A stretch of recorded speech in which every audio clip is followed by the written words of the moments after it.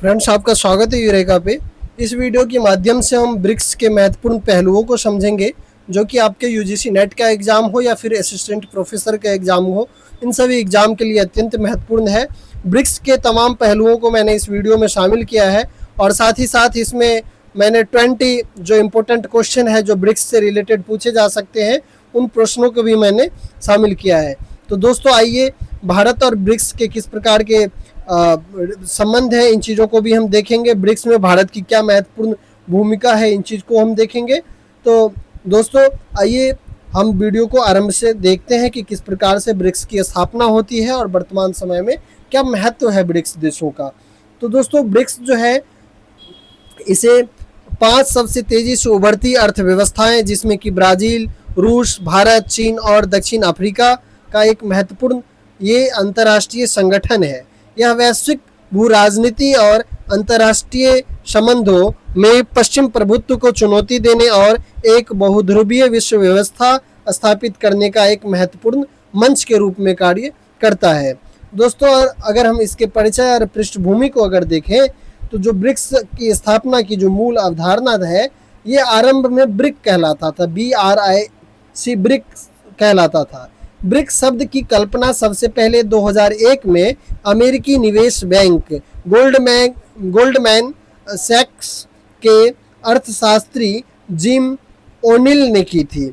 उन्होंने तर्क दिया था कि ये 4 अर्थव्यवस्थाएं 2050 तक वैश्विक अर्थव्यवस्था पर हावी हो सकती है। इसकी स्थापना की अगर हम बात करें, तो इस समूह की पहली औपचारिक बैठक 2006 में न्यूयॉर्क में संयुक्त राष्ट्र महासभा के इतर विदेश मंत्रियों के स्तर पे हुई थी। इसके अगर हम प्रथम अगर शिखर सम्मेलन की बात करें, तो ब्रिक का पहला आधिकारिक शिखर सम्मेलन 16 जून 2009 को येकातेरिनबर्ग रूस में हुआ था। येकातेरिनबर्ग रूस में आयोजित किया गया था।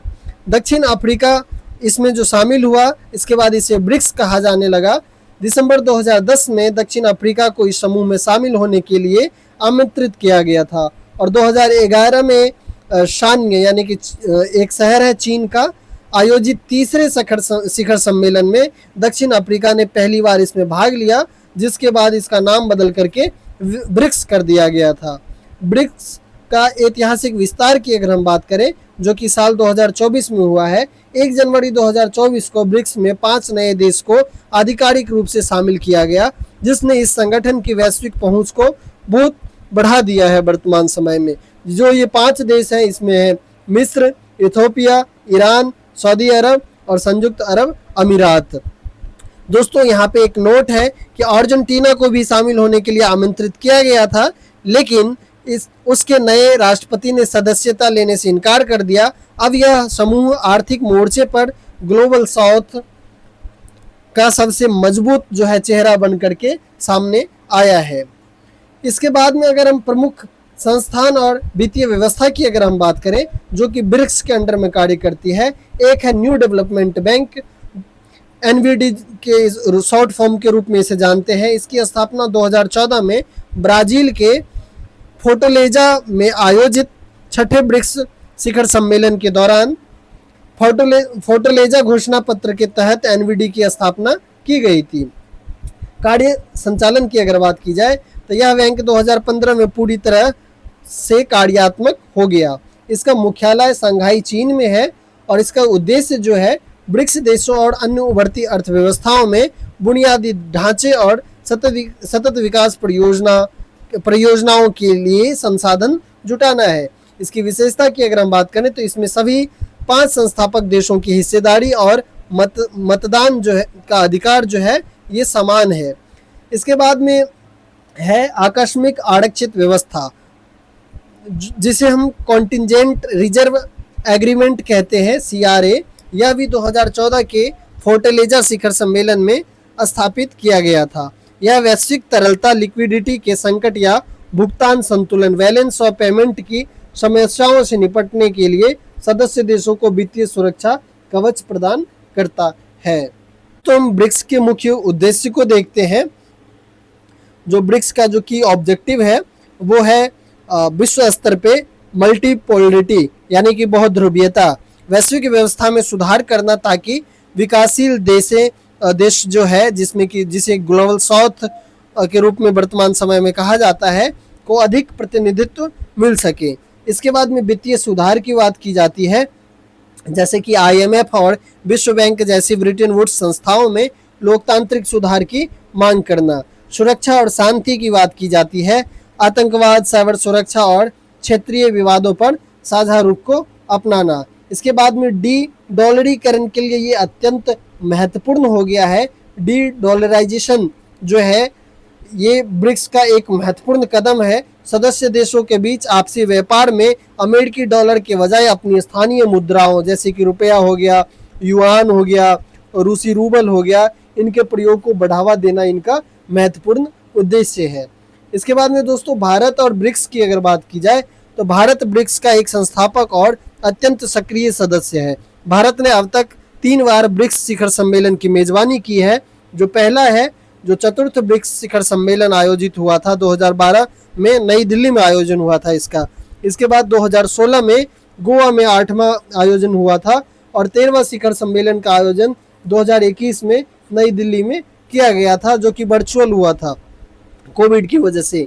भारत के दृष्टिकोण की अगर बात की जाए ब्रिक्स को लेकर के, भारत ब्रिक्स को एक गैर पश्चिमी मंच मानता है और न कि पश्चिमी विरोधी मानता है। भारत इसका उपयोग चीन के बढ़ते आर्थिक प्रभाव को संतुलन करने और अपनी वैश्विक रणनीति स्वायत्ता को मजबूत करने के लिए करता है। दोस्तों ब्रिक्स के प्रमुख शिखर सम्मेलन की हम बात कर लेते हैं एक बार इस चार्ट के माध्यम से। जो पहला शिखर सम्मेलन है 2009 में हुआ था, इसका आयोजन रूस के येकातेरिनबर्ग में किया गया था और प्रथम आधिकारिक बैठक थी ये ब्रिक्स की। तीसरा सम्मेलन 2011 में हुआ था, ये चीन के शियान में हुआ था। दक्षिण अफ्रीका पहली बार इसमें शामिल हुआ था। छठा सम्मेलन 2014 में आयोजित हुआ, जो फोर्टलेजा ब्राजील में हुआ था। फोर्टलेजा घोषणा पत्र यहाँ पे आया, NBD और CRA की स्थापना यहाँ पे हुई। 15वां शिखर सम्मेलन 2023 में हुआ, जो कि जोहान्सबर्ग दक्षिण अफ्रीका में हुआ था। संगठन के विस्तार की ऐतिहासिक घोषणा की गई और 6 देशों को आमंत्रित किया गया जुड़ने के लिए। 16वां जो है सम्मेलन 2024 में कजान रूस में किया गया। नए सदस्यों जैसे कि ईरान, सऊदी अरब आदि के शामिल होने के बाद यह पहला सबसे बड़ा शिखर सम्मेलन था। दोस्तों ये चार्ट अत्यधिक महत्वपूर्ण है, आप इसे बार बार पढ़िए, याद कीजिए, यहाँ से एग्जाम में जरूर प्रश्न बनाए जाते हैं। अब आइए हम ब्रिक्स के सुरक्षा के प्रमुख आयाम को भी देख लेते हैं। राष्ट्रीय सुरक्षा सलाहकार की बैठक। ब्रिक्स देश के बीच सुरक्षा सहयोग का सबसे बड़ा मंच ब्रिक्स NSA बैठक है। इसकी शुरुआत 2009 में हुई। यह बैठक मुख्य शिखर सम्मेलन से पहले सुरक्षा चिंताओं पर साझा रणनीति बनाने के लिए होती है। आतंकवाद विरोधी सहयोग की अगर बात की जाए तो ब्रिक्स आतंकवाद विरोधी कार्य समूह BRICS counter terrorism working group की स्थापना 2016 में गोवा शिखर सम्मेलन में भारत के प्रयास से की गई थी। ब्रिक्स आतंकवाद विरोधी रणनीति, इसे 2020 में रूस के शिखर सम्मेलन में अपनाया गया था और 2021 नई दिल्ली शिखर सम्मेलन में इसकी कार्य योजना को मंजूरी दी गई थी। इसका मुख्य उद्देश्य सीमा पार आतंकवाद, आतंकियों की फंडिंग और कट्टरपंथ को रोकना है। तीसरा जो है साइबर सुरक्षा और ICT की बात की जाती है, इसके सुरक्षित उपयोग की बात की जाती है। ब्रिक्स देश सूचना और संचार प्रौद्योगिकी ICTs के सुरक्षित उपयोग के लिए एक कार्य समूह के तहत काम करते हैं। वे इंटरनेट संप्रभुता और साइबर अपराध के खिलाफ मिलकर रणनीति बनाते हैं। जो फोर्थ है गैर पारंपरिक सुरक्षा के खतरे, जो नॉन ट्रेडिशनल सिक्योरिटी थ्रेट्स हैं, इस जिसमें कि मादक पदार्थ की तस्करी, ड्रग ट्रैफिकिंग, ऊर्जा सुरक्षा, एनर्जी सिक्योरिटी, समुद्री सुरक्षा, मैरीटाइम सिक्योरिटी और जैव सुरक्षा यानी कि बायो सिक्योरिटी इसमें शामिल है। इन सभी चीज़ों के ऊपर में ब्रिक्स के देश महत्वपूर्ण रूप से कार्य कर रहे हैं वर्तमान समय में। दोस्तों मुझे उम्मीद है कि आपको ये वीडियो पसंद आया होगा। मैं ब्रिक्स से संबंधित जितने भी प्रश्न बनेंगे ये सभी प्रश्न एक अलग वीडियो में लेकर के आऊँगा, ताकि ये वीडियो अधिक लंबा न हो जाए। और उस वीडियो में मैं उन सभी प्रश्नों को शामिल करूंगा जो कि आपके एग्जाम के लिए महत्वपूर्ण सिद्ध होगा। आपको अगर ये वीडियो पसंद आया हो तो कृपया चैनल को सब्सक्राइब करें, वीडियो को लाइक करें और अपने दोस्तों के साथ जरूर शेयर करें। धन्यवाद।